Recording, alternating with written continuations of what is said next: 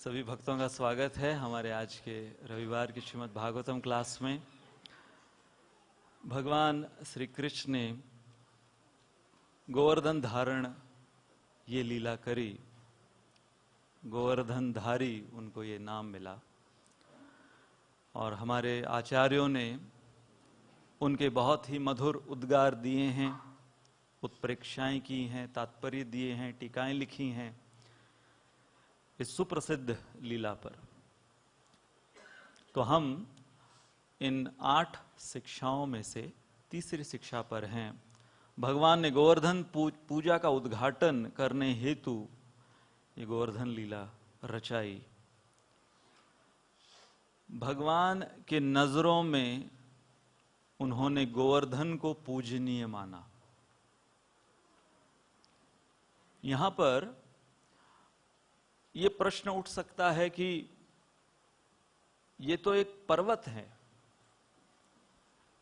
या कई जो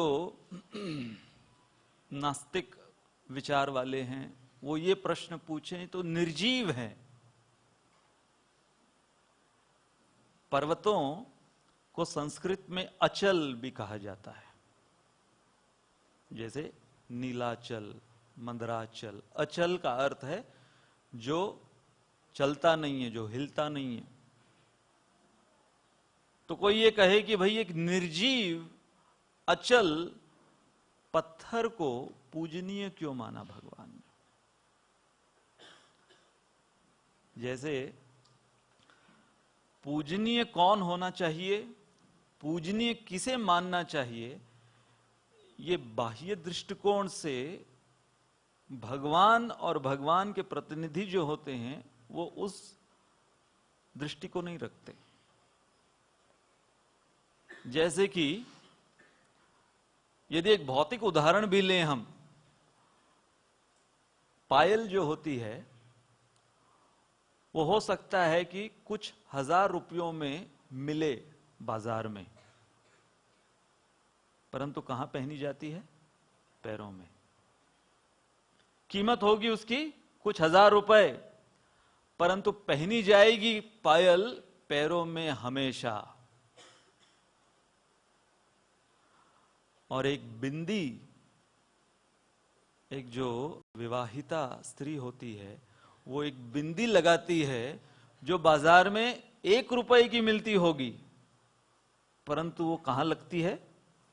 माथे पर लगती है। तो पायल की बाजार की कीमत हजारों होंगी, परंतु ये बिंदी 1 रुपए की माथे पर लगती है। इसलिए कीमत से कोई पूजनीय नहीं होता।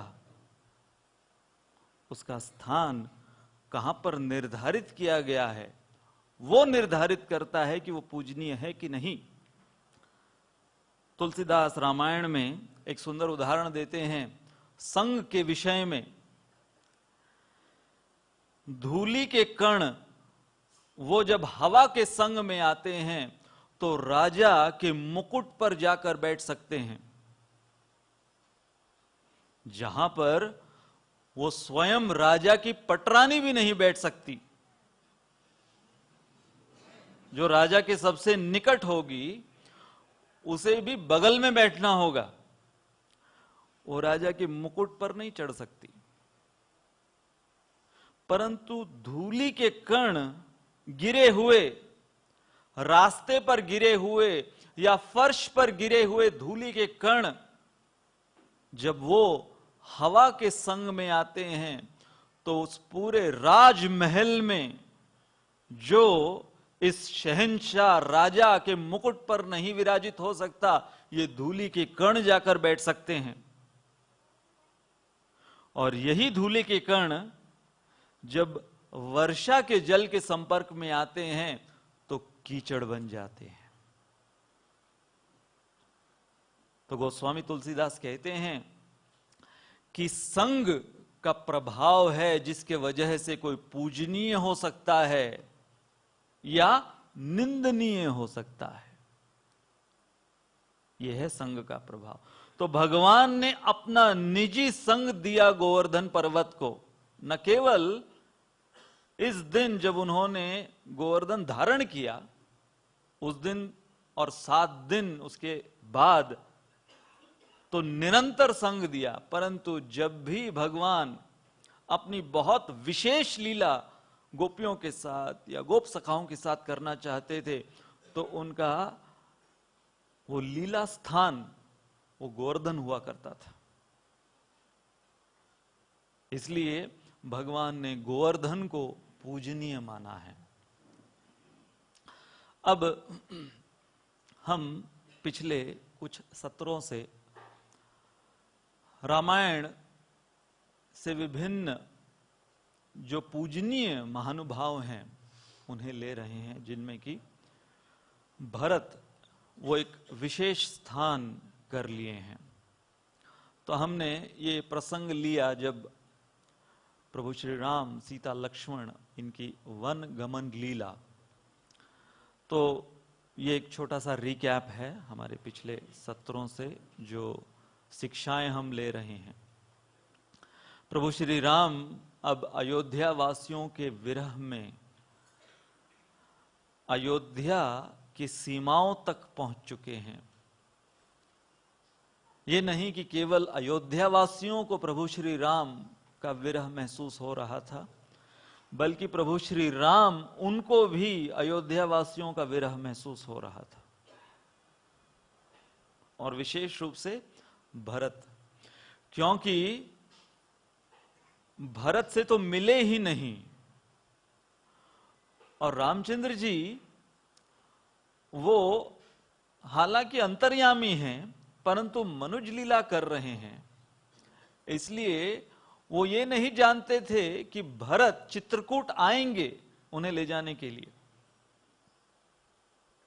इसलिए उनके अनुसार, उनके मनुष्य लीला के अनुसार अब 14 साल कम से कम बाकियों से रामचंद्र जी मिल तो पाए जाते जाते, परंतु भरत के विषय में रामचंद्र जी सोच रहे थे कि अब आने वाले 14 वर्ष मेरा भरत के साथ कोई संपर्क नहीं रहेगा, देखना तो दूर की बात है।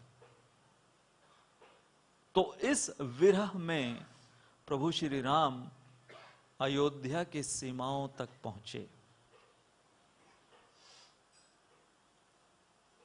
और तीनों लक्ष्मण, उनका मनोभाव कुछ और था जब वो अयोध्या की सीमा पर पहुंचे। रामचंद्र जी भरत के विषय में सोच रहे हैं, लक्ष्मण सोच रहे हैं कि 14 वर्ष अब राम और सीता की निजी सेवा की जिम्मेदारी मेरे ऊपर है। तो उनके अंदर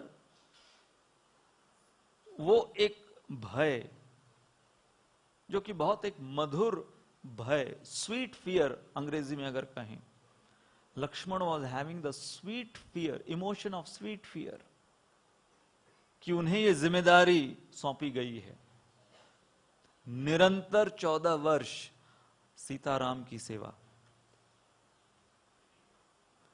और यहां पर हम पढ़ रहे हैं माता सीता, वो तो इतनी मासूम कि उन्हें कुछ नहीं पता कि जाना कहां है, जा कहां रहे हैं, करेंगे क्या, खाएंगे क्या, सोएंगे कहां पर, रहेंगे कहां पर, कुछ नहीं पता उन्हें। इसलिए बार बार वो पूछती जा रही थी, क्या जंगल शुरू हो गया, क्या जंगल शुरू हो गया। तो उनके अंदर ये जो मासूमियत, ये जो बड़े बड़े रामायण के टीकाकार हैं, उनकी आंखें गीली कर देती हैं। क्या? सीता मैया की मासूमियत आंखें गीली कर देती है। रामचंद्र जी ने बहुत से साधुओं का संग प्रारंभ किया। तुरंत उन्होंने देर न करते हुए साधुओं का संग प्रारंभ किया और उनसे सीखना। पूर्ण पुरुषोत्तम भगवान, जो कि सारे वैदिक वांग्मय के स्रोत हैं, अतः सागर इस पूरे वैदिक ज्ञान के वो साधुओं के चरण कमलों पर बैठे उनसे ज्ञान अर्जित कर रहे हैं। ये बता रहे हैं wisdom is knowledge which is digested by humility. अपने उदाहरण से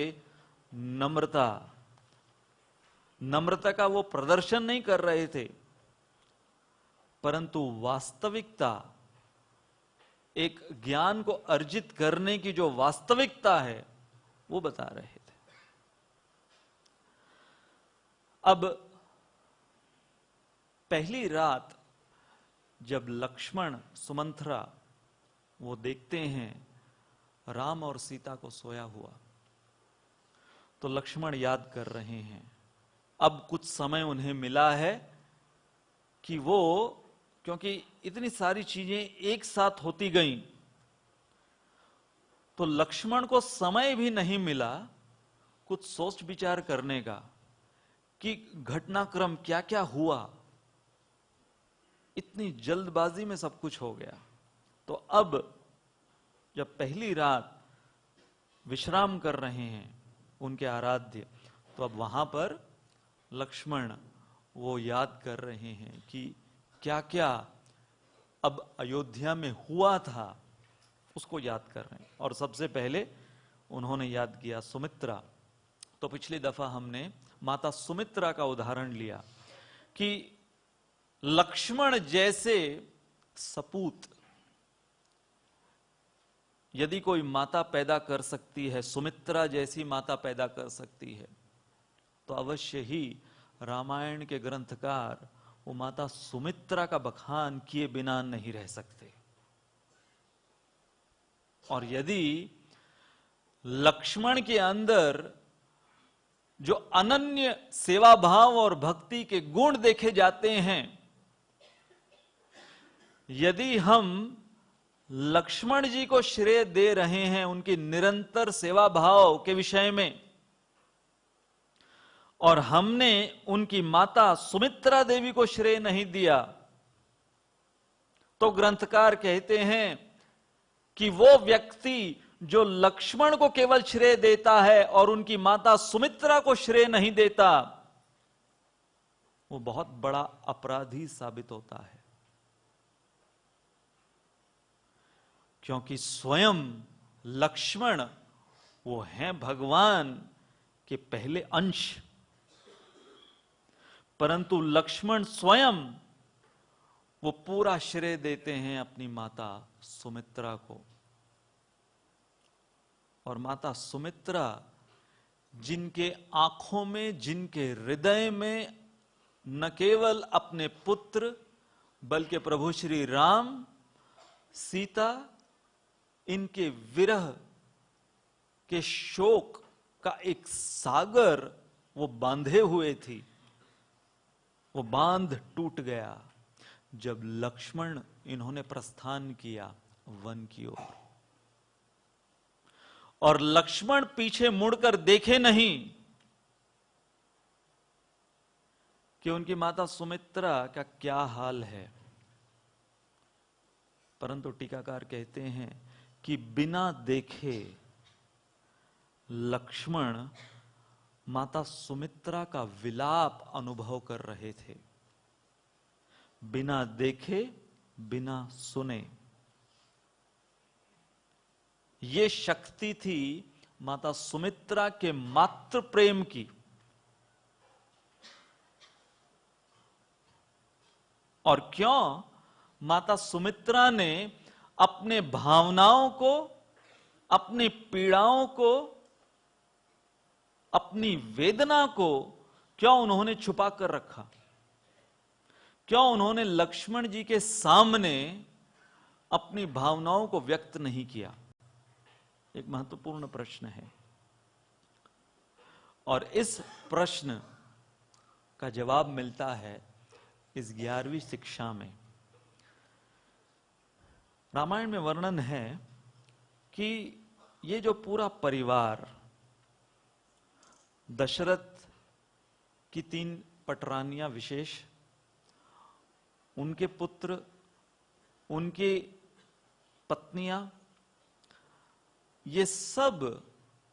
ये लोग एक ऐसा परिवार बनाए, एक ऐसा आदर्श परिवार प्रस्थापित किए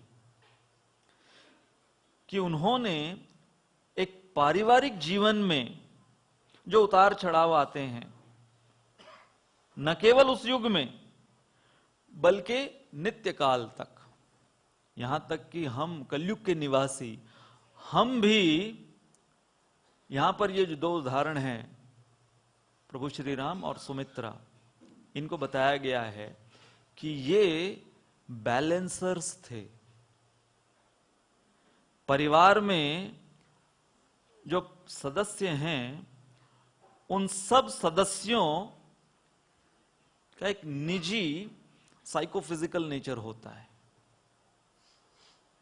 क्योंकि इतने जन्मों से वो एक भावना को लेकर आए हैं, उसका पूरा बोझा लेकर जीव जो है वो मनुष्य जीवन में पैदा होता है। तो इसलिए एक ही परिवार में आप देखोगे कि जो सदस्य हैं, हालांकि ये कहा जाता है कि उनके रगों में एक ही खून दौड़ रहा है, ब्लड रिलेशंस अंग्रेजी में कहते हैं ना कि he is my blood brother, blood sibling, परंतु फिर भी हर एक सदस्य परिवार में अनोखा होता है। उसकी इच्छाएं, पसंद नापसंद, हर प्रकार से उसके जीवन जीने की शैली अलग होती, कई बार विपरीत होती है। इसलिए ये बहुत ही व्यावहारिक शिक्षा रामायण के ये पात्र हमें क्या सिखा रहे हैं कि जब तक किसी परिवार के अंदर बैलेंसर्स ना हो, वो परिवार कभी सुख शांति से नहीं रह सकता। तो ये बहुत महत्वपूर्ण 11वीं शिक्षा है। There has to be balancers in every family. If there are no balancers, then that family will be an earthquake zone.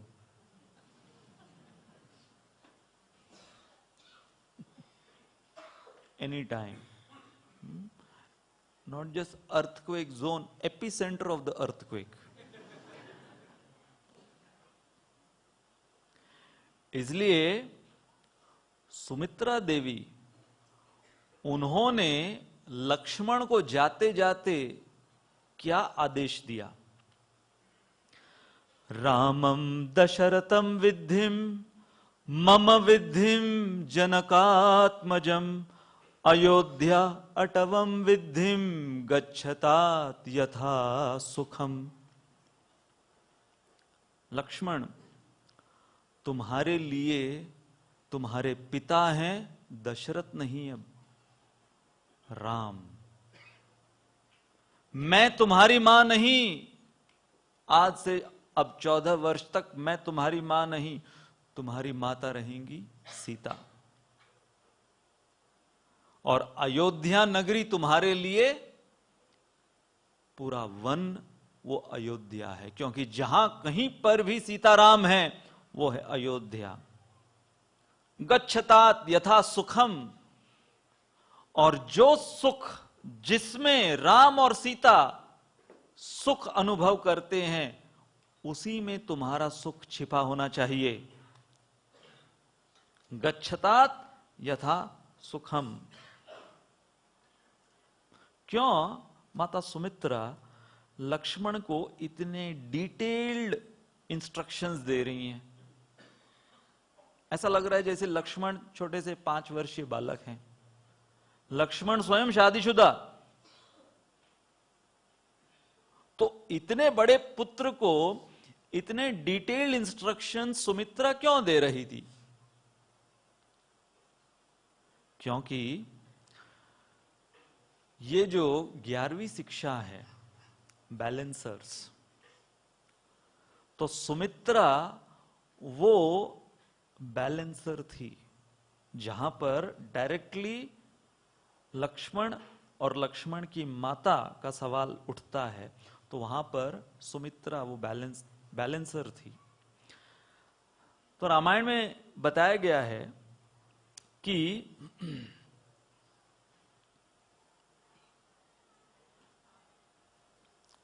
Ram और कौशल्या, प्रभु श्री राम की माता कौशल्या, लक्ष्मण जी इनकी माता सुमित्रा, तो ये दोनों पेयर्स को अगर हम लें मां बेटे के, तो कौशल्या वो हाईली इमोशनल थी और यहां लक्ष्मण हाईली इमोशनल। तो बैलेंसर्स कौन हुए? रामचंद्र जी कौशल्या को बैलेंस करते थे अपने कंपोजर से, कंपोज्ड नेचर से, बैलेंस्ड नेचर से। रामचंद्र जी कौशल्या को अपने वश में रखते थे। और लक्ष्मण इनके विषय में बताया गया है कि जब लक्ष्मण को पता चला, उनके अंदर वो हाईली इमोशनल होने की जो क्वालिटी इस लेवल की थी कि जब उनको पता चला कि दशरथ ने ये जो 2 वचन कैकेयी को दिए और उसे पूरा करने के पीछे रामचंद्र जी को वनवास जाना पड़ रहा है, तो लक्ष्मण वो कहते हैं रामचंद्र जी से, तो ऐसे स्त्री लंपट पिता, क्या कहते हैं, ऐसे स्त्री लंपट पिता को तो मैं खत्म करूंगा। आपको कहीं जाने की जरूरत नहीं है, मैं भेजूंगा उन्हें।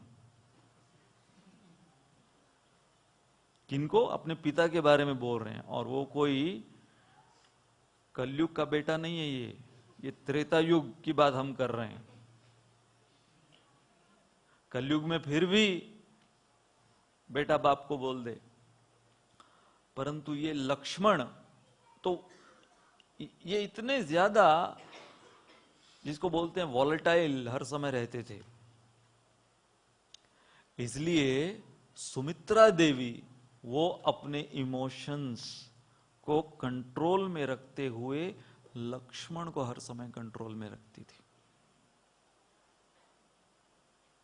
इसलिए यदि किसी परिवार में कोई लक्ष्मण की कैटेगरी का है और उस परिवार में यदि सुमित्रा नहीं है, तो होगा क्या? वहां पर हर समय शंखनाद, और आरती का शंखनाद नहीं। कौन सा शंखनाद? रणभूमि के पहले जो शंखनाद, वो चलता रहेगा, वो चलता रहेगा। एक दंपति हर समय उनमें झगड़ा हुआ करता था, तू मैं हर समय झगड़ा हुआ करता था। तो जो पत्नी है वो ऊंची आवाज में हर समय चिल्लाती रहती। यहां से भी ऊंची आवाज, यहां से भी ऊंची आवाज। तो स्पर्धा, मान लो कि किसकी आवाज ऊंची झगड़े में, गुस्से में। फिर हुआ ऐसा, और पड़ोसी अक्सर सुना करते थे। तो जब भी ऊंची आवाज दोनों की सुनाई देती तो पड़ोसी समझ जाते थे कि मैच शुरू हो गया।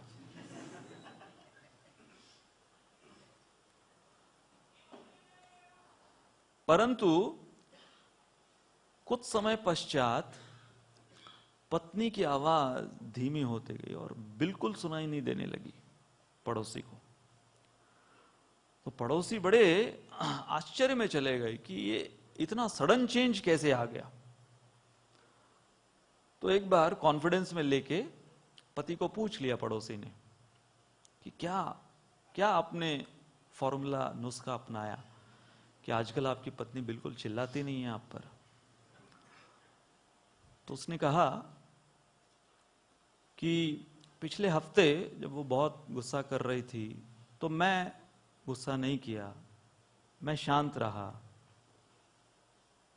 और मैंने उसको एक लाइन बोल दी, उसके बाद से उसका गुस्सा कभी नहीं आता है। क्या बोली, क्या लाइन बोली? मैंने कहा देखो, स्त्रियां बुढ़ापे में अक्सर गुस्सा करती हैं।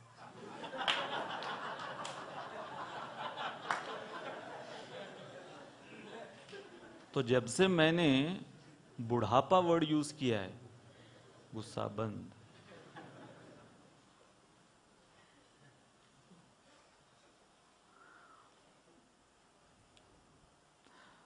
अब ये फॉर्मूला काम नहीं आएगा जो यहां पर पति बैठे हुए हैं।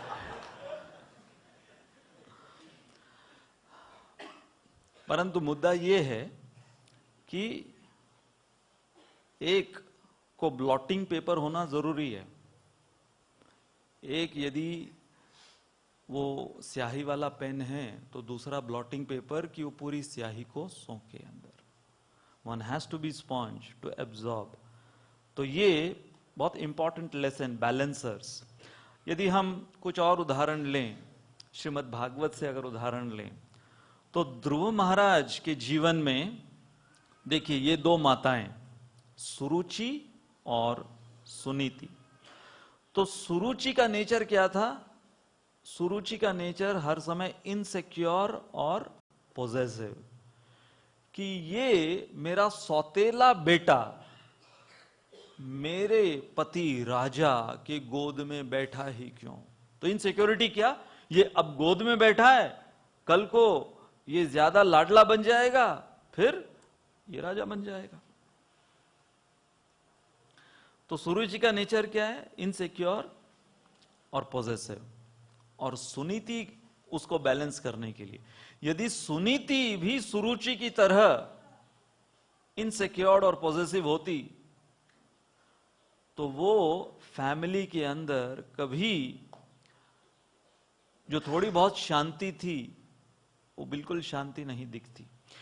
और सबसे महत्वपूर्ण बात कि यदि सुनीति, जो कि ध्रुव महाराज की मां, जब ध्रुव महाराज वो अपमानित हुए तो अपमानित ध्रुव वो सुनीति के पास जाते हैं और 5 वर्षीय केवल वो। तो सुनीति क्या कहती है? अब सुनीति भी अगर सुरुचि की तरह होती, ये कहा उसने, उसकी ये मजाल, चल मैं बताती हूं उसको। अगर वो ध्रुव का हाथ पकड़ कर ले जाती और फिर जो सुनीति ने सुरुचि ने किया वही सुनीति उसको देती, जैसा का तैसा, उस टाइप से, तो हो सकता था कि ध्रुव महाराज का गुस्सा शांत हो जाता। ठीक है, किसने इसको खरी खोटी सुना दी, मेरी मां ने सुना दी, पिता तो सुना नहीं पाए, मां ने सुना दी, चलो मैं शांत हो गया। तो जो ध्रुव महाराज को भगवान का दर्शन हुआ और ध्रुव लोक प्राप्त हुआ, वो सब कुछ नहीं होती थी लीला। तो सुनीति ने बैलेंस कैसे किया? सुनीति ने कहा ध्रुव को कि देखो, जो सुरुचि ने कहा है वो कोई गलत नहीं कहा, क्योंकि सुरुचि वो ज्यादा, तुम्हारे पिता उसको ज्यादा पसंद करते हैं। इसलिए एक बहुत सुंदर उत्प्रेक्षा इनकी बताई गई है कि जब हमारे जीवन में हम रुचिकर जीवन जिएंगे, रुचिकर जीवन मतलब मुझे किस में रुचि है, बस वो मैं करता रहूं, मुझे ये देखने में रुचि है, ये सुनने में रुचि है, ये खाने में रुचि है, यहां जाने में रुचि है ना। हर समय लोग रुचि की बात ज्यादा करते हैं। रुचि अर्थात लाइकिंग, मेरा इंटरेस्ट। और यहां पर है विपरीत, रुचि का विपरीत है नीति। नीति means what is right, not what you like. और हर समय नीति का मार्ग जो होता है वो कष्टदायी होता है, और जो रुचि का मार्ग होता है वो बाह्य रूप से सुखदायी होता है। जैसे कि आप लोग रविवार के सुबह यहां पर आते हो, ये नीति का मार्ग है। इसलिए इस नीति के मार्ग पर चलने के लिए, यहां तक आने के लिए आपने सुबह सुबह से बहुत से अरेंजमेंट्स किए होंगे, कष्ट उठाया। वही हम लोग इस्कॉन में आने से पहले रविवार की सुबह कौन सा मार्ग पकड़ते थे? रुचि का मार्ग। और रुचि का मार्ग क्या है? बिस्तर से 11 बजे से पहले उतरना ही नहीं है। मेरा एक मित्र मुझे कहा करता था, संडे की सुबह यदि 11 बजे से पहले तुम बिस्तर से नीचे उतरे हो, तुमने रविवार का अपराध किया है। It's an offence towards Sunday to get off the bed before 11। हर समय हम देखेंगे कि जो रुचि का मार्ग है वो बहुत आरामदायक होता है, सुखदायी होता है, और नीति का मार्ग वो हर समय हमें किसी न किसी प्रकार की तपस्या करवाता है। इसलिए हम देखते हैं कि पाश्चात्य देश में वहां पर नीति कम, रुचि ज्यादा।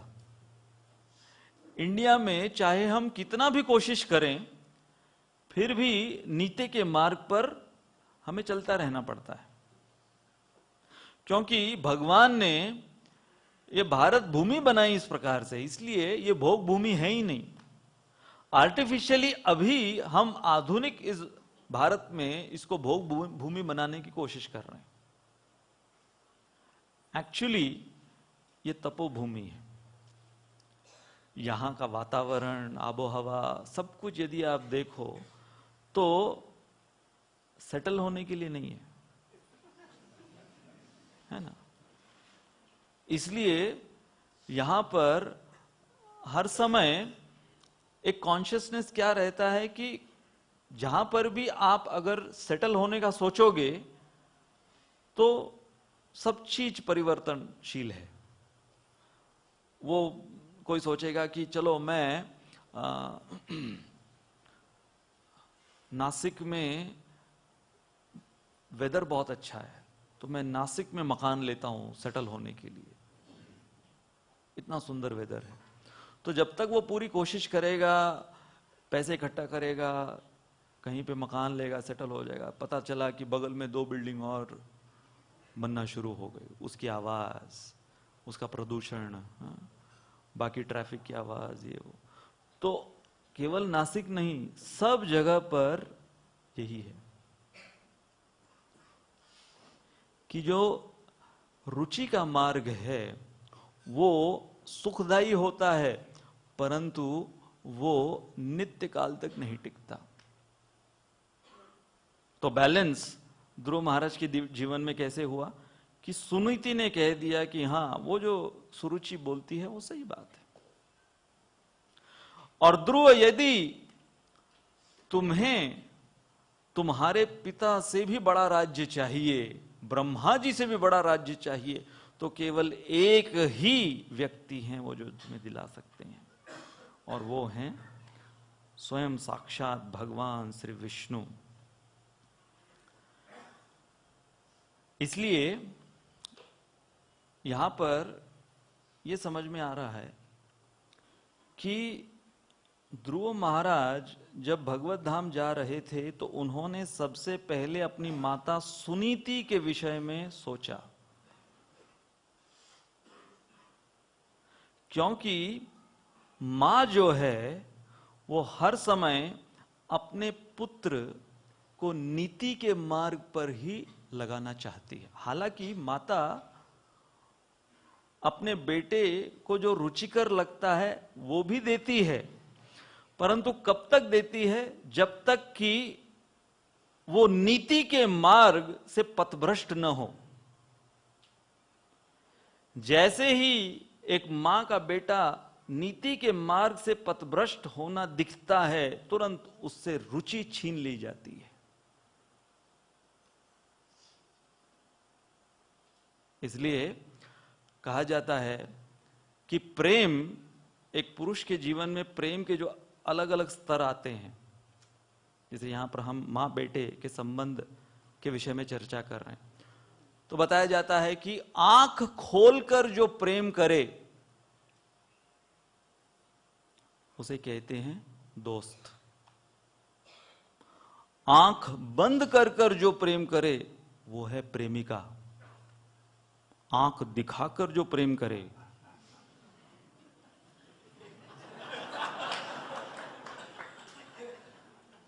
वो पत्नी।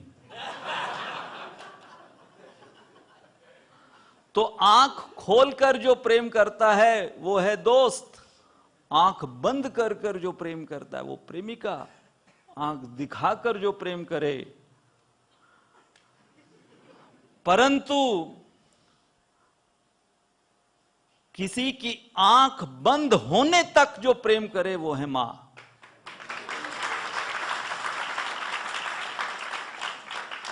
और वो है सुनीति।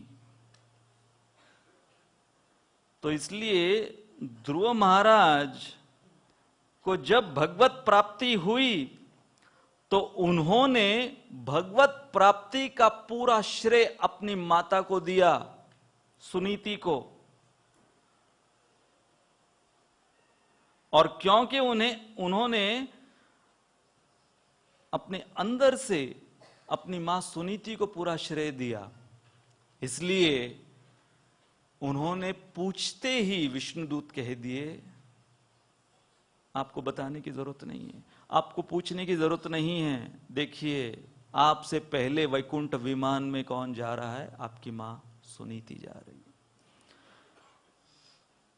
तो ध्रुव महाराज ने सुनीति को यह दर्जा दिया। सुनीति ने ध्रुव महाराज को क्या कहा कि मैं तो एक मां हूं, मेरे अंदर कितना वात्सल्य प्रेम होगा ध्रुव तेरे प्रति, परंतु भगवान विष्णु की शरण तुम ग्रहण करोगे तो करोड़ों अरबों माताओं का वात्सल्य प्रेम एक भगवान विष्णु रखते हैं अपने हृदय में। ये ज्ञान, ये दिव्य ज्ञान, ये नीति का मार्ग सुरुचि नहीं दे सकी। इसलिए हालांकि ध्रुव महाराज की ये दो मां, परंतु बैलेंस हुआ ध्रुव महाराज के जीवन में। सुनीति ने वो बैलेंस किया। यदि हम एक और भागवत का उदाहरण लें, दक्ष प्रजापति और शिव जी, तो सती माता, उनके जीवन में एक तरफ उनके स्वयं के पति शिव जी और उनके पिता दक्ष, दोनों कट्टर दुश्मन। कौन कट्टर दुश्मन है? ससुर और दामाद। अब देखिए, ससुर और दामाद बहुत कम इनमें कट्टर दुश्मनी देखी जाती है, मतलब ज्यादा कोई संपर्क होता नहीं है, दोनों का मेल ईगो होता है ना। सास बहू के अंदर वो ज्यादा सुनते हैं, सास भी कभी बहू थी। पता नहीं ऐसा सीरियल कभी निकला है क्या कि ससुर भी कभी दामाद था? मेरे ख्याल से ऐसा सीरियल अभी तक तो निकला नहीं है। अब तक जितने भी ये सारे सीरियल निकले हैं, सास भी कभी बहू थी, दूध भी कभी छाछ थी, परंतु ये कभी नहीं निकला कि ससुर और दामाद। परंतु यहां पर दक्ष प्रजापति और दामाद, और केवल कट्टर दुश्मनी नहीं, द्वेष। दक्ष वो शिवजी से द्वेष किया करते थे। सोचिए, शिवजी जैसे आशुतोष, भगवान के इतने सौम्य नम्र भक्त, कि दक्ष प्रजापति को तो गर्व महसूस करना चाहिए था कि महादेव मेरे दामाद हैं, पर उनसे द्वेष। इसलिए दक्ष के विषय में बताया गया है, he was not just envious but he was offensively envious towards Lord Shiva. परंतु बैलेंसिंग किसने किया कि शिवजी ने दक्ष प्रजापति के प्रति किस प्रकार का व्यवहार किया, बीइंग हम्बल एंड एब्जॉर्ब्ड। एक होता है कि जो नम्र होता है परंतु वो अपनी नम्रता दिखा दिखा कर दर्शाता है कि मैं कितना नम्र हूं। जैसे प्रभुपाद का पास टाइम है, डिसाइपल प्रभुपाद को कहे, Prabhupada I am the most fallen in the entire ISKCON movement. तो प्रभुपाद ने देखा कि ये नम्रता को बहुत प्रदर्शित करने की कोशिश कर रहा है। तो प्रभुपाद ने उत्तर में कहा, you are the most nothing.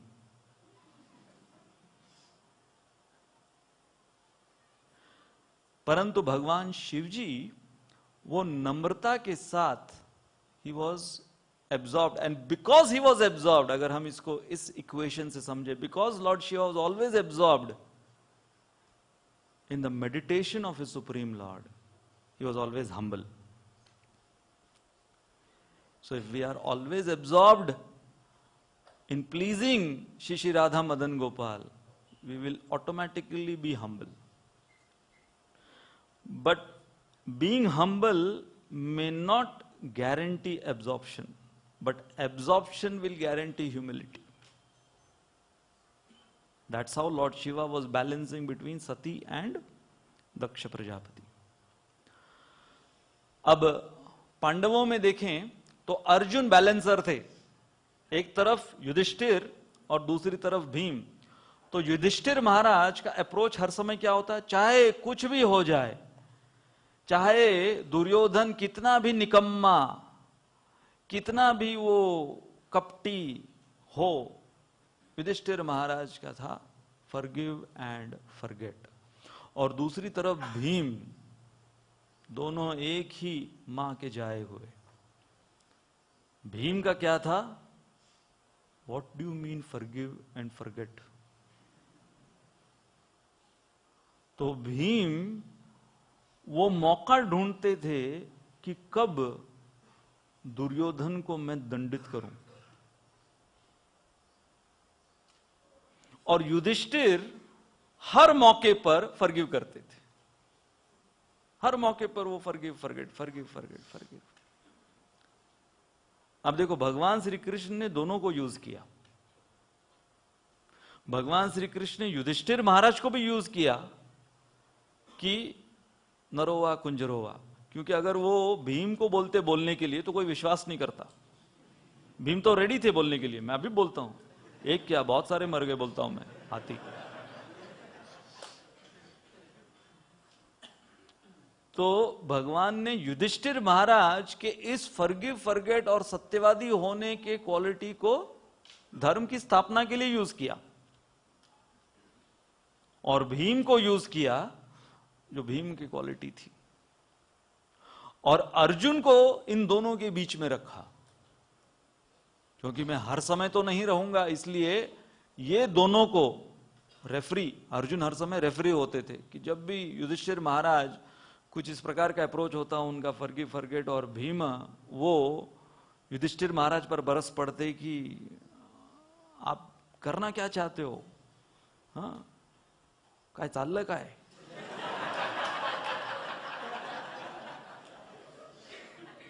तो बैलेंस करने के लिए अर्जुन वो बीच में आते थे।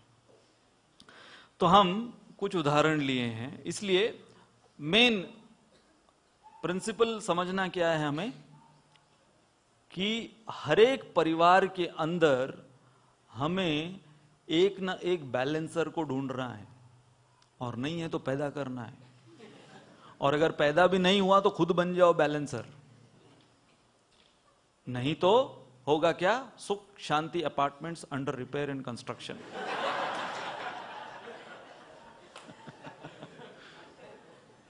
ठीक है। तो अब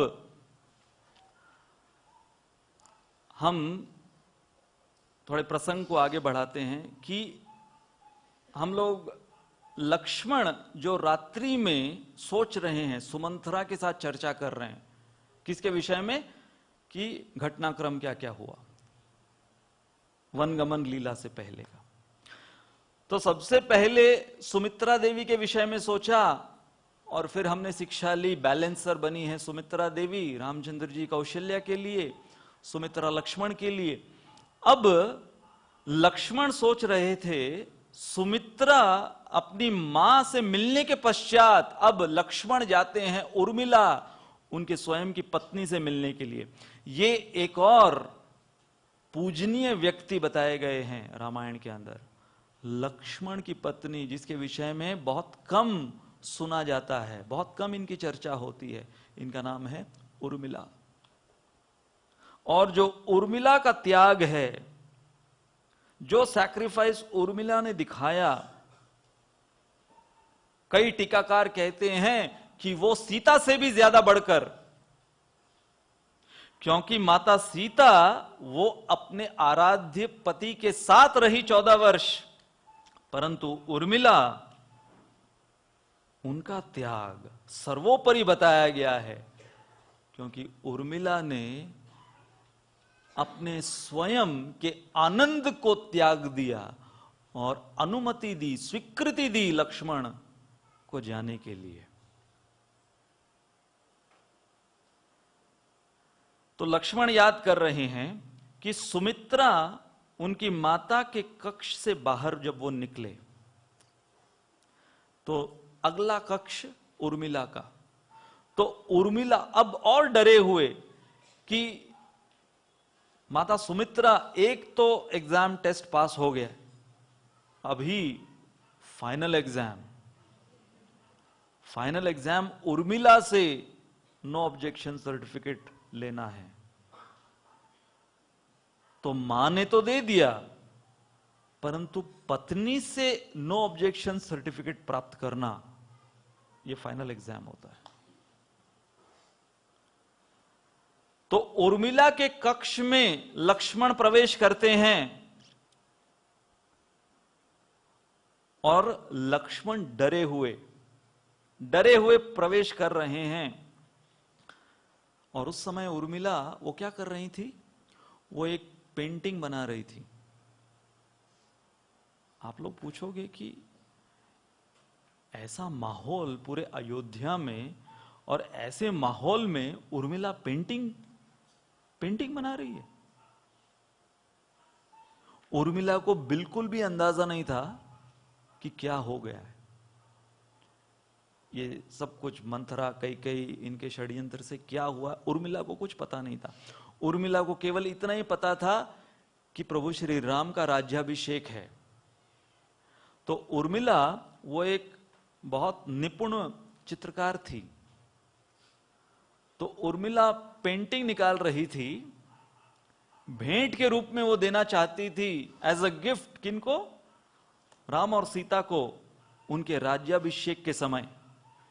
तो इसलिए वो उस समय पेंटिंग कर रही थी कि वो भेंट के रूप में दे, और वो पूरा संलग्न थी, एब्जॉर्ब्ड थी उस पेंटिंग को बनाने में, क्योंकि समय कम था उनके पास। और लक्ष्मण डरे हुए वो प्रवेश किए, तो द्वार पर ही एक फूलों का गमला पड़ा हुआ था, वो उनके हाथों से गिर गया। तो जैसे ही वो गमला गिरा, आवाज हुई, तो उर्मिला डर गई, और जितने रंग थे उसके हाथ में वो सब वो पेंटिंग के ऊपर गिर गए। इतना सुंदर उसने जो पेंटिंग बनाया था, पूरा पेंटिंग खराब हो गया। और उर्मिला अब वो पीछे मुड़कर चिल्लाने ही वाली थी कि किसने उनको डिस्टर्ब किया इस प्रकार से।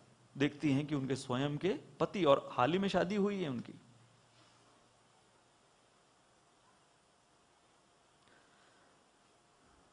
तो अपने पति को देखती हैं तो शांत हो जाती हैं, परंतु पेंटिंग की ओर देखती हैं कि पूरी पेंटिंग खराब हो गई। लक्ष्मण का फर्स्ट स्टेटमेंट क्या होता है? लक्ष्मण कहते हैं उर्मिला से, घबराओ मत, इस पेंटिंग को पुनः बनाने के लिए, पूरा करने के लिए 14 साल हैं। समाचार कैसे ब्रेक किया? Don't worry, you have 14 years to complete the painting. जल्दबाजी करने की जरूरत नहीं। क्या अर्थ है इसका?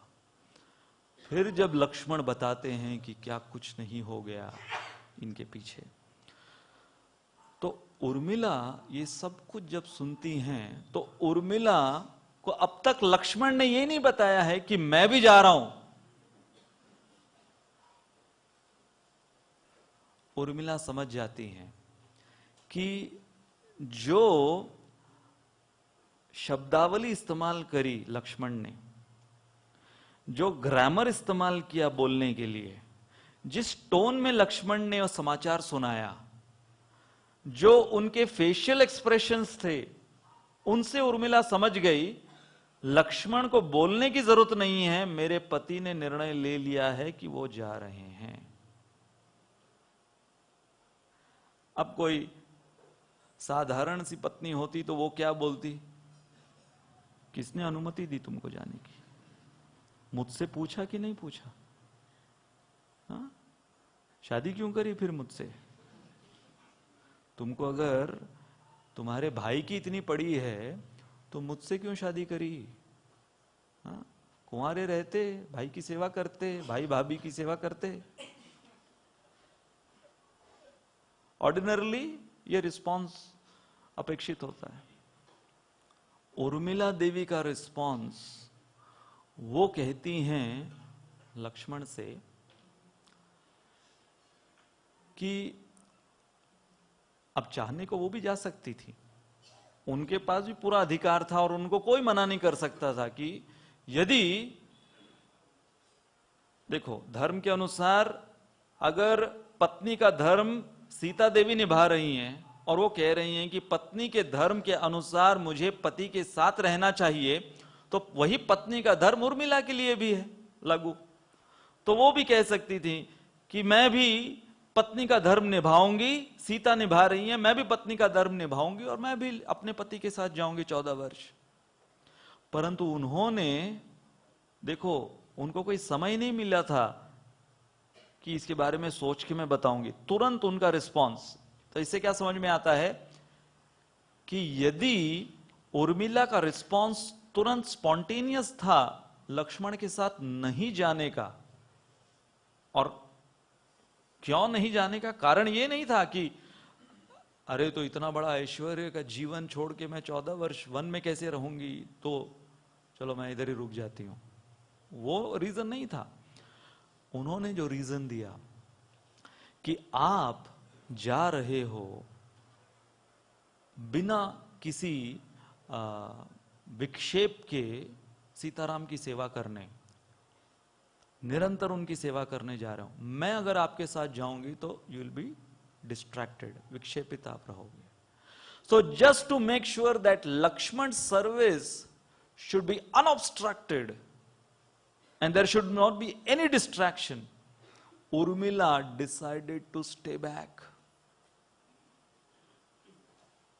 और उन्होंने अपने पति से कहा कि यदि प्रभु श्री राम वो इतना बड़ा त्याग दिखा सकते हैं कि एक बार बोलने पर अपनी माता कैकेयी और दशरथ के बोलने पर वो जा रहे हैं, इतना बड़ा त्याग वो दिखा सकते हैं, इतना बड़ा त्याग यदि सीता दिखा सकती हैं, और इतना बड़ा त्याग यदि आप दिखा रहे हो, तो मेरे लिए सबसे बड़ा त्याग मेरे जीवन का क्या होगा कि मैं आपके संग को आने वाले 14 वर्ष त्याग दूं।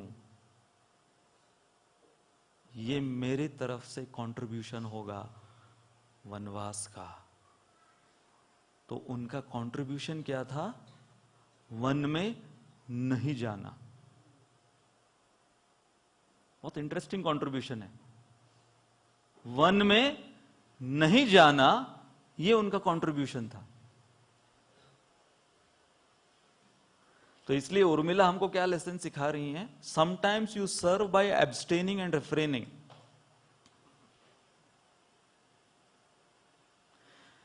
सर्विस का मतलब ये नहीं कि हर समय आगे आके आके आके दिखा दिखा के, नहीं. Many times by not coming in the front you serve better.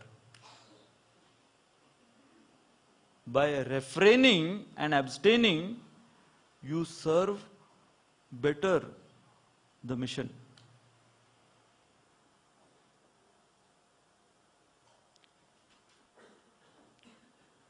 जैसे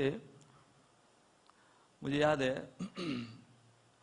राधानाथ महाराज जब भी वो अपने फॉरेन ट्रिप प्रीचिंग के लिए निकलते हैं तो अपना पैकिंग खुद ही करते हैं. अभी भी राधानाथ महाराज, इतने उनके हजारों शिष्य हैं, परंतु उनके स्वयं का बैग वो खुद पैक करते हैं. तो मैं जब उनका पर्सनल सर्वेंट था तो बैग में क्या डालना है वो भी मैं नहीं दे सकता उनको, वो भी वो ही निकालेंगे जहां पर भी उन्होंने रखा हुआ है. तो मैं वो एक दिन कमरे में था, महाराज का फ्लाइट नेक्स्ट डे का, तो महाराज पैकिंग कर रहे थे. तो एक सीनियर ब्रह्मचारी वो कमरे में प्रवेश किया. महाराज पैकिंग कर रहे हैं, मैं कुछ और साफ सफाई कर रहा था कमरे की. तो ये सीनियर ब्रह्मचारी इन्होंने प्रवेश किया और महाराज को पैकिंग करते हुए देखा तो पूछे, Maharaj can I help you? तो महाराज ने कहा, yes Prabhu, you can definitely help me by leaving.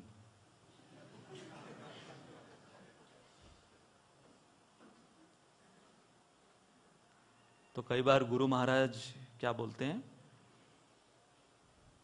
कि रहने दे.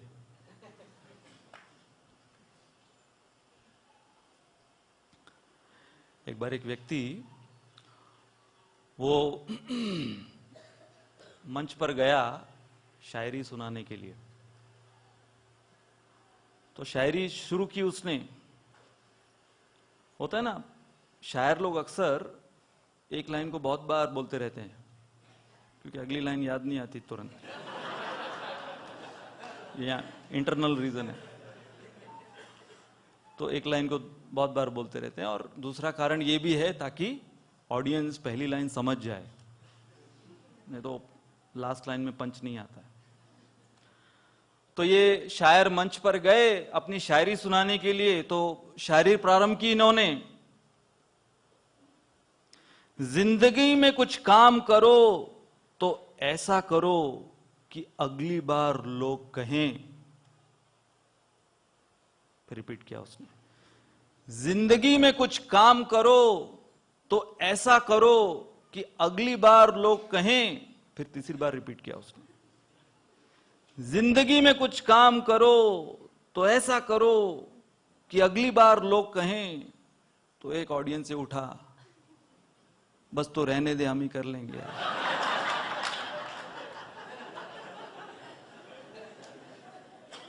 तो अब कई बार लोग बोल देते हैं, बस तो रहने दे, हम ही कर लेंगे.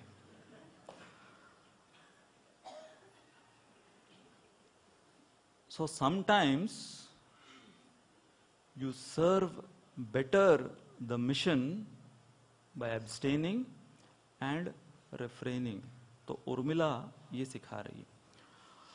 और जैसे कि हमने बैलेंसर्स के विषय में सुना कि सुमित्रा वो लक्ष्मण के जीवन में बैलेंसिंग का काम किया करती थी, परंतु यहां पर अब लक्ष्मण अपने स्वयं की पत्नी के साथ हैं. तो उर्मिला वो एक्सपर्ट थी किसमें? मूड मैनेजमेंट में. एक पारिवारिक जीवन में ये एक महत्वपूर्ण गुण होना चाहिए. कम से कम उस परिवार के एक सदस्य में ये गुण होना चाहिए. कौन सा गुण? Graduate in mood management. अलग अलग प्रकार के मैनेजमेंट डिग्रीज होती है ना. फैमिली के अंदर मूड मैनेजमेंट जो है वो एक बहुत ही महत्वपूर्ण गुण है। तो उर्मिला ने देखा कि मेरे पति जो हैं वो, उनके चेहरे पर एक प्रकार का डर दिख रहा है कि कहीं मैं उनको रोक न लूं, या कहीं मैं ये ना कह दूं कि मैं भी चलूंगी तुम्हारे साथ। तो इसलिए उनके मूड को मैनेज करने के लिए उर्मिला ने उनके बोलने से पहले उनके बोलने को काट दिया बीच में, और उन्होंने अपने स्वयं से कह दिया। और लक्ष्मण वो इतना ज्यादा अब तसल्ली महसूस कर रहे थे, लाइक इंग्लिश में बोलते हैं ना, साई ऑफ रिलीफ। अब देखिए, उर्मिला इनके विषय में बताया गया है कि बहुत अनोखा प्रकार का त्याग था इनका। जब लक्ष्मण, उन्होंने ये निर्णय लिया कि मैं 14 वर्ष सोऊंगा नहीं, ये प्रतिज्ञा उन्होंने ली। पूरे 14 वर्ष सोए नहीं वो। एक होता है प्रतिज्ञा लेना और निभाना, वो सबसे मुश्किल होता है निभाना, लेना बहुत आसान होता है। तो उन्होंने निभाया भी। तो पहली रात निद्रा देवी आई लक्ष्मण के पास, और निद्रा देवी लक्ष्मण के समक्ष आई और निवेदन किया कि कृपा करके मुझे स्वीकार कीजिए। लक्ष्मण जैसे पूजनीय व्यक्ति के सामने निद्रा देवी को निवेदन करना पड़ता है।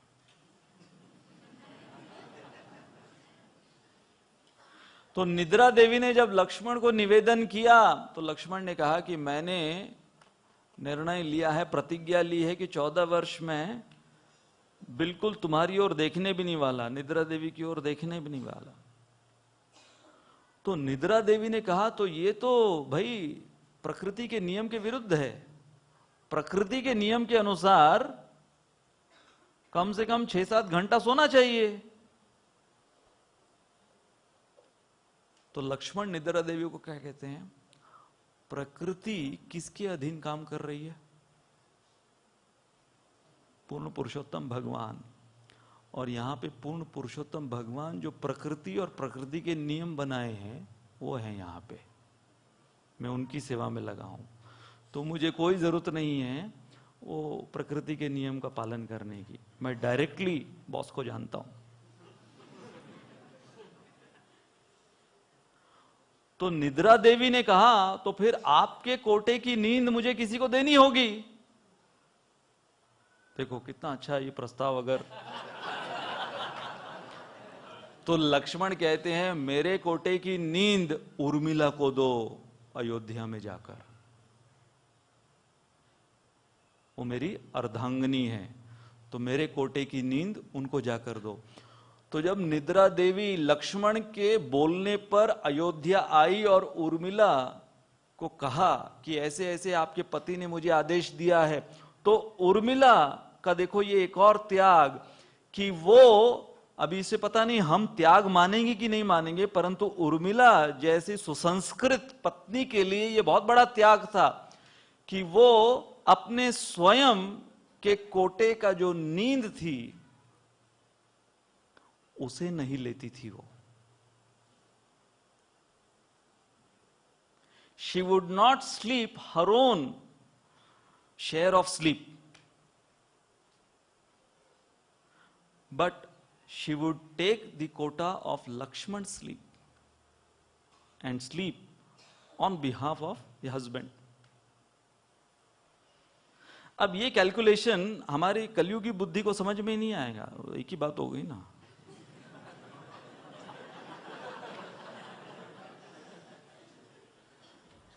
जैसे एक बार एक व्यक्ति वो हर 2-3 दिन वो शराब पीने वो बार में जाता था। तो बार में वो कैसे ऑर्डर करता था, 3 पैग बनाना। तो उसके लिए 3 अलग अलग पैग बनाए जाते थे।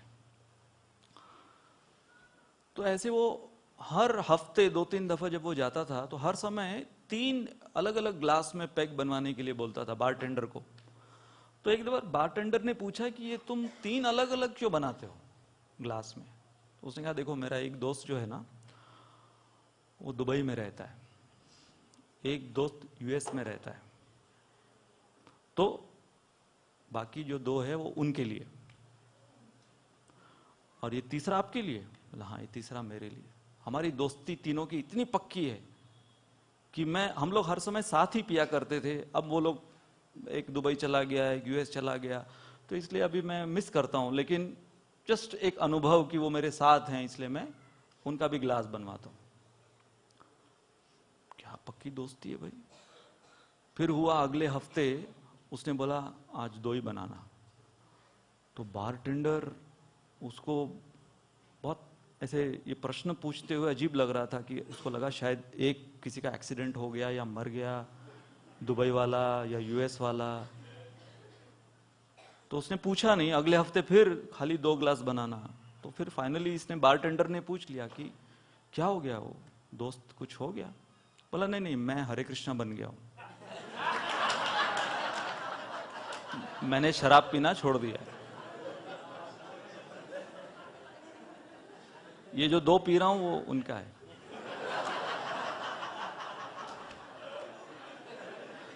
तो अभी ये नहीं समझना चाहिए कि उर्मिला वो जिस हिसाब से ये सैक्रिफाइस कर रही हैं तो इसको इस तरीके से इक्वेट मत कीजिए आप। तो यहां पर उनका मूड मैनेजमेंट बताया गया है। अब मूड मैनेजमेंट में ये जो 2 प्रिंसिपल्स हैं, यदि हम इन 2 प्रिंसिपल्स को फॉलो करें हमारे जीवन शैली में, विशेष रूप से कलयुग में, जब हम मनुष्य समाज में एक सुसंस्कृत मनुष्य का जीवन जीने की कोशिश कर रहे हैं, so there are 2 wrong expectations because of which we cannot manage our moods and others' moods. So the first wrong expectation is to expect right things from wrong people. If you know that people in your lives are not right, but still you expect right things from wrong people, then you are wrong. That other person is not wrong. Who is wrong? You are wrong.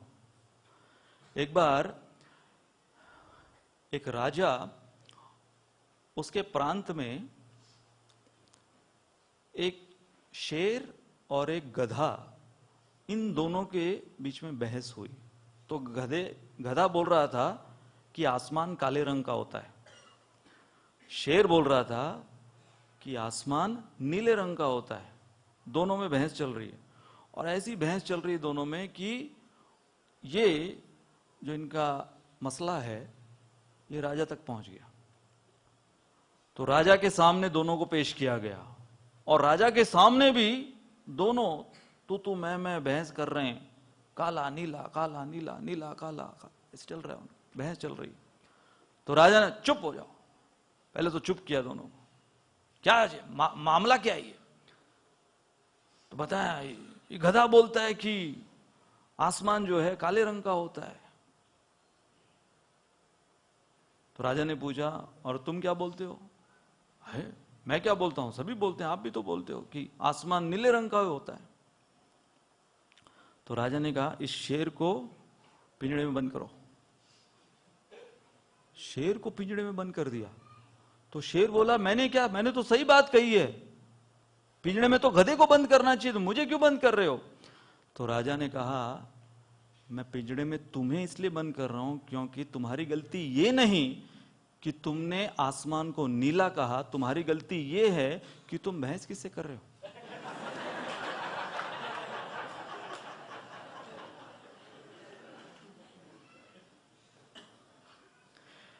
इसलिए गधों के सामने चुप हो जाना उसे अक्लमंदी कहते हैं। ठीक है, you don't have to argue with every Tom, Dick and Harry. So if you want peace for your own mind, dealing with so many minds,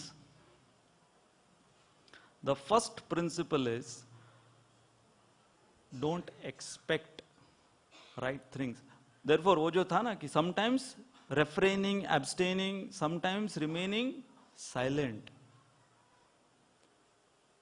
एक पत्नी डॉक्टर के पास गई और वो शिकायत करी कि जब भी मेरे पति घर पर आते हैं इतना चिल्लाते हैं, बरस पड़ते हैं, अपशब्द बोलते हैं, पता नहीं क्या क्या, इतने झगड़े होते हैं. तो पति ने, डॉक्टर ने सब कुछ सुना. डॉक्टर ने कहा आप ऐसा कीजिए, आपके पति कितने बजे आते हैं घर पर? वो 5:30 बजे आते हैं शाम को. तो 5:30 बजे वो घर आते हैं, डॉट शार्प आते हैं 5:30 बजे. हाँ, तो आप ऐसा कीजिए कि वो डोरबेल बजाएंगे तो आप पानी की बोतल पास में रखिए और आप पानी पीकर उसको निगलिए मत, मुंह में रखिए वो पानी को. आप ऐसा 1 हफ्ता कीजिए और उसे कम से कम 3 घंटे उसको ना तो थूकना है ना निगलना है. सॉल्यूशन हो जाएगा. तो 1 हफ्ते उन्होंने देखा और फिर डॉक्टर के पास गए. डॉक्टर ने पूछा कैसा रहा? बोला बहुत ही जादुई नुस्खा आपका था, अब तक इतने झगड़े होते थे, आपने जो नुस्खा बताया वही मैं करती थी. वो बेल बजती थी, पानी पी के मैं मुंह में रखती थी और फिर कोई झगड़े नहीं. दूसरे दिन सुबह तक कोई झगड़े नहीं. तो डॉक्टर ने कहा देखो मुंह बंद रखने का कितना फायदा होता है.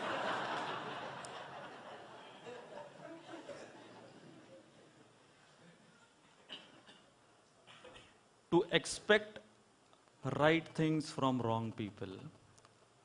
Second wrong expectation, to expect right people to adjust with your wrongdoings. ये पहले वाले से भी ज्यादा डेंजर है कि हम जब कुछ गलत कर रहे हैं उसको हमें प्रूव करना, उसको एक्सप्लेन करना है ना. हम लोग जाते हैं ना एक्सप्लेनेशन मोड में जाते हैं. एक्सप्लेनेशन मोड क्या है? सफाई. इसलिए बोला जाता है ना don't try to prove but try to improve. As far as explaining yourself, very interesting principle about explanation and justification. Never try to explain is one standard principle, but in certain exceptional cases you may want to explain. But generally, never try to explain, because if you try to explain to your near and dear ones, they don't need it. They trust you. So if you are trying to explain to your near and dear ones who love you, they don't need your explanation, and those who don't love you, they will never believe your explanation. So why explain? In either case, not needed.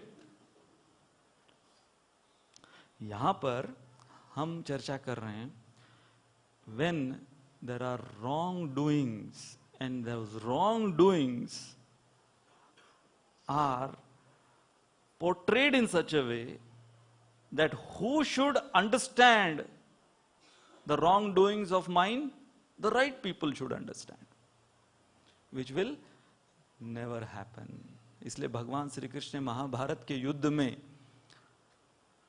उन्होंने कौन सी नीति अपनाई कि कर्ण ने, युधिष्ठिर महाराज क्या थे कि उसने खराब भी किया, यहां तक कि अर्जुन वो फॉरगिविंग, लेकिन भगवान श्री कृष्ण उन्होंने नीति अपनाई कि नहीं, यदि इसने गलती करी है तो इसे सुधारने के लिए इसके रॉन्ग डूइंग्स को हम राइट नहीं कहेंगे, इसको एक्सेप्ट नहीं करेंगे. इसलिए ये जो प्रिंसिपल है कि तुम्हें यदि किसी ने एक गाल पर तमाचा मारा है तो दूसरा गाल दिखाओ, ये भगवान श्री कृष्ण की नीति के विरुद्ध है। यदि तमाचा मारने वाला गलत कारणों की वजह से तमाचा मार रहा है और उस तमाचा मारने के वजह से एक गलत सिद्धांत प्रस्थापित हो रहा है, तो भगवान श्री कृष्ण जो कणक नीति, नहीं कौन सी, शुक्र नीति, हां, उन्होंने शुक्र नीति फॉलो करी। तो शुक्र नीति के अनुसार न केवल कभी कभार तुम्हें वो तमाचा मारने वाले को रोकना पड़ेगा, बल्कि शुक्र नीति के अनुसार भगवान श्री कृष्ण कहे हैं महाभारत में कि उसको भी तमाचा मारना पड़ेगा। लेकिन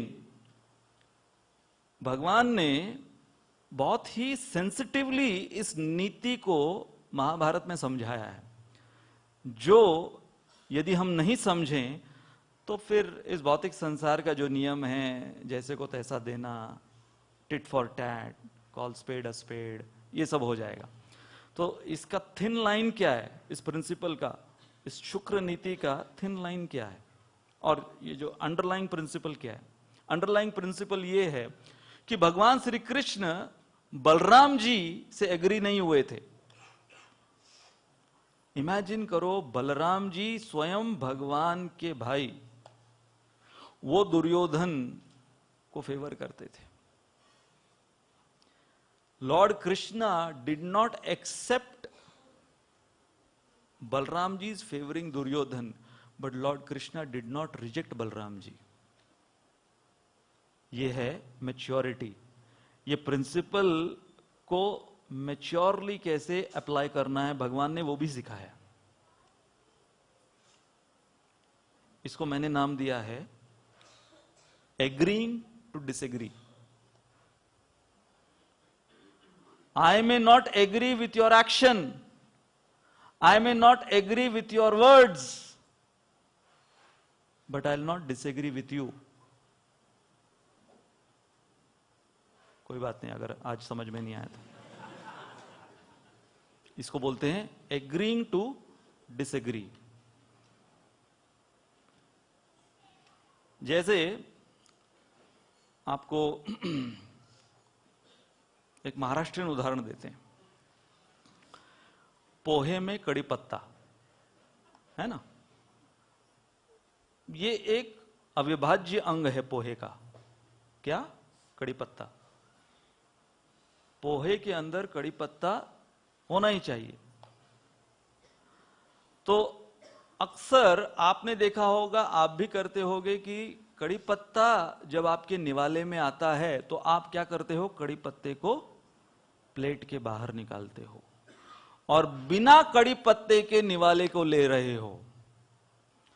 तो अब कोई पाश्चात्य देश का व्यक्ति जिसे पता नहीं कि कड़ी पत्ता क्या होता है और कड़ी पत्ता पोहे के अंदर क्यों डाला जाता है, जब वो देखेगा कि ये हर एक निवाले से कड़ी पत्ता बाहर निकाल रहा है, हर एक निवाले से कड़ी पत्ता बाहर निकाल रहा है, तो वो जब पोहा बनाएगा अगली बार तो वो क्या करेगा, अरे डालो ही मत ना। जब बार बार उसको बाहर निकालना पड़ रहा है तो डालो ही मत। तो वो क्या करेगा, अगली बार से कड़ी पत्ता डालेगा ही नहीं। तो यदि उसको ये पूछ ले, जो भी हमारे महाराष्ट्रीयन महानुभाव, वो पूछ ले इनको कि कड़ी पत्ता कशाला नाही टाकला, अरे तुम्ही काढून टाकता। तो ये जो मैं बता रहा हूं ना, एग्रीइंग टू डिसएग्री, तो वो क्या कहेगा, मैं कड़ी पत्ते को निकाल रहा हूं परंतु कड़ी पत्ता का जो फ्लेवर है वो चाहिए मुझे। I may reject the kadi patta, but I don't reject the flavor given by kadi patta. This is called agreeing to disagree. अगली बार जब भी आप कड़ी पत्ता निकालो,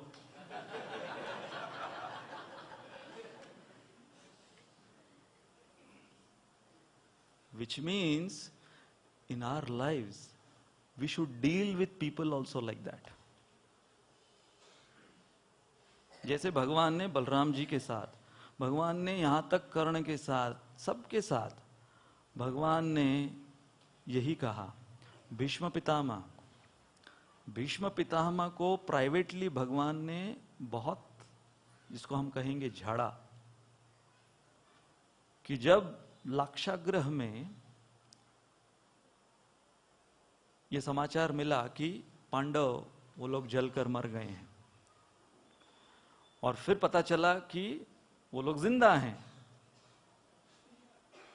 तो भीष्म पितामह को क्या करना चाहिए था? एज अ सीनियर उनको एक इन्वेस्टिगेशन शुरू करना चाहिए था कि उस लाक्षागृह में आग कैसे लगी या किसने लगाई। तो भगवान श्री कृष्ण भीष्म पितामह को पूछते हैं कि आपने क्या, कौन सी इन्वेस्टिगेशन करी उसकी? उल्टा आपने दुर्योधन को हस्तिनापुर दे दिया और पांडवों को इंद्रप्रस्थ दे दिया, विभाजन कर दिया। क्या ये शोभा देता है आपको एज अ सीनियर? तो प्राइवेटली भगवान ने भीष्म पितामह को बहुत खरी खोटी सुनाई। तो भीष्म पितामह कहते हैं कि तो मैं क्या करूं, बस मैं अब सब कुछ छोड़कर मैं आपके साथ या पांडवों के साथ अब जुड़ जाना चाहता हूं। भगवान ने कहा नहीं,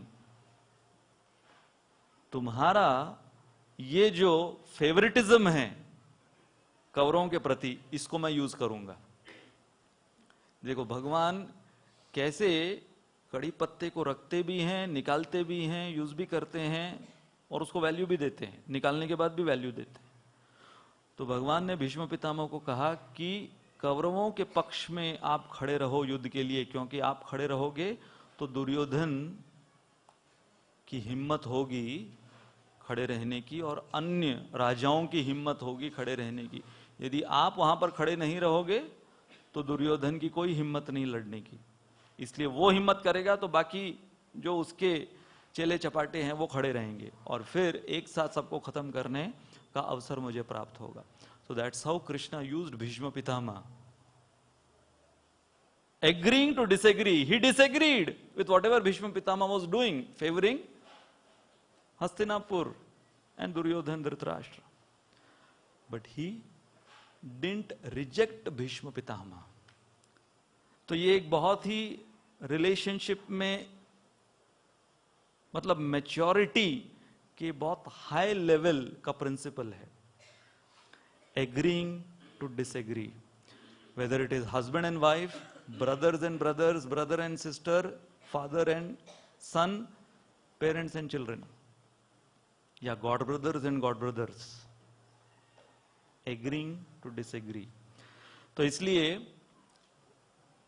यहां पर मूड मैनेजमेंट उर्मिला हमें सिखा रही है कि उन्होंने अपने हृदय से, ऐसा नहीं कि उनको कोई प्रेम नहीं था लक्ष्मण के प्रति, परंतु उन्होंने अपने प्रेम को दर्शाया कि क्या लक्ष्मण के लिए, रामचंद्र जी के लिए, सीता के लिए, पूरे अयोध्या के लिए और इस पूरे विश्व के लिए क्या सबसे ज्यादा महत्वपूर्ण है, वो प्रस्थापित कैसे किया जाए, वो उन्होंने सिखाया। इसलिए हम रामायण के इन उदाहरणों से क्या सीखते हैं? हम रामायण के उदाहरणों से सीखते हैं कि हम कितने दफा गलतियां करते रहते हैं, परंतु जब तक हम इन उदाहरणों को हमारे गलतियों को सुधारने के लिए नहीं इस्तेमाल करेंगे, तब तक इन सारे उदाहरण, ये सारे जो इतनी टीकाएं हैं रामायण के ऊपर, इन्होंने जो ऐसी ऐसी लीलाएं की हैं, ये सब निरर्थक रहेंगी। It will be a waste. The entire incarnation and the team of incarnations will be a waste if we do not correct ourselves learning from them. So what is the perfection of Ram Avatar? What is the perfection of all the associates of Lord Ram? Lakshman, all of them, Urmila, Sumitra, इनका perfection क्या है? इनकी परिपूर्णता है कि हम कलयुग में इनकी चर्चा कर कर हमारे जीवन को सुधारें। इसलिए आज के हमारे प्रवचन के अंत में मैं यही कहना चाहूंगा कि भगवान श्री कृष्ण के समक्ष या प्रभु श्री राम के समक्ष हम जाते हैं गलती से भरे हुए, तो भगवान हमको कहते हैं कि मैं तेरी गलतियों को भली भांति जानता हूं और तू जो गलतियां कर कर कर गिर रहा है मैं तुम्हें उठाऊंगा। जितनी बार तू गलती कर कर गिरेगा उतनी बार मैं तुझे उठाता रहूंगा। परंतु केवल एक बात का ध्यान रखना, गलती कर कर तू गिर जाए कोई गम नहीं, एक बात का ध्यान रखना, मेरी नजरों से कभी मत गिरना।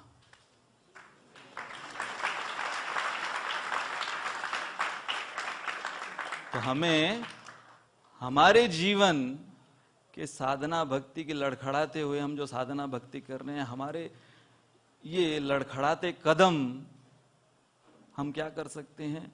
गलतियां तो होंगी हमसे, गलतियों के वजह से हम गिरेंगे। जो भगवान ने कह दिया, एक बात का हमें ध्यान रखना है कि हम भगवान और भगवान के जो प्रतिनिधि हैं, गुरु वर्ग हैं, उनके नजरों में हम न गिरे। बहुत बहुत धन्यवाद। हरे Krishna.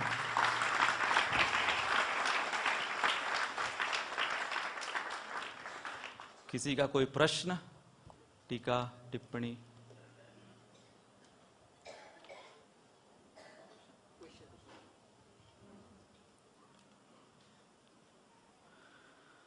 What does it mean to be sincere? How could we reach the stage of being perfectly sincere?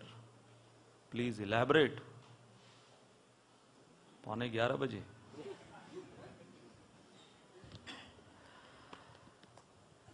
Sincerity, Radhanath महाराज को भी एक बार ये प्रश्न पूछा था, तो मैं उनके ही शब्दों को दोहराना चाहूंगा। जब राधानाथ महाराज को पूछा गया सिंसियरिटी के विषय में, तो उन्होंने कहा सिंसियरिटी मीन्स ऑनेस्टी। हम जितने ईमानदार रहेंगे हमारी चेतना में, हमारे एक्शंस में, हमारे सोच विचार में, उतना ज्यादा हम सिंसियर रहेंगे। तो जितना हम निस्वार्थ भाव से भगवान की प्रसन्नता के लिए जो कुछ करना चाहेंगे, क्योंकि जब निस्वार्थ भावना आती है तो ईमानदारी आती है। जहां पर स्वार्थ आ गया वहां पर बेईमानी आ जाती है, और जहां पर बेईमानी आ गई वहां पर इनसिंसियरिटी आ जाती है। तो ये सिंपल इक्वेशन है। निस्वार्थ भाव, निस्वार्थ भाव से क्या पैदा होगी? ईमानदारी। ईमानदारी से पैदा होगा ये सिंसियर भाव। तो ये एक राधानाथ महाराज का सिंपल इक्वेशन है सिंसियरिटी के लिए। Next question, you discussed about perfect ideal relationship between Sita and Ram, Lakshman and Sumitra, Bharat and Ram. How do we follow in their footsteps as a neophyte devotee? How do we follow in their footsteps? First of all, by hearing about them. सबसे पहले उनके विषय में ये जो ऐसे आदर्श उदाहरण हम सुन रहे हैं रामायण के पात्रों का, तो सबसे पहले इनके विषय में श्रवण करना, श्रवण कर कर जैसे मैंने कहा कि ये समझ लेना कि इन्होंने ये सारे किरदार निभाए हमारे लिए। कई बार हम लोग आते हैं, रामायण सुनते हैं, हमको लगता है उनके लिए था ये सब, वो लोग अच्छे से एडजस्ट किए अपने फैमिली में, बैलेंसर थे, अच्छी से एडजस्ट किया उन्होंने, अपने लिए अच्छा किया उन्होंने।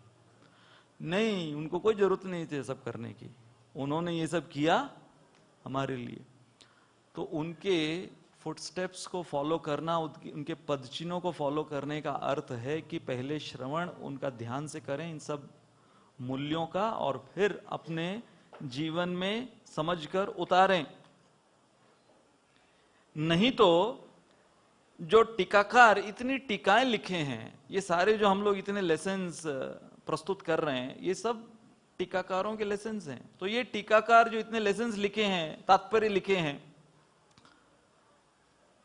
ये इन्होंने ऐसे ही टाइम खोटा नहीं किया है, इतने अंदर जा जाके हमारे लिए लिखे हैं इन्होंने, ताकि हम रामायण को माइथोलॉजी नहीं समझें, हम रामायण को व्यवहारिक इतिहास जो हमें शुद्ध करने के लिए भगवान ने दिया है वो समझें।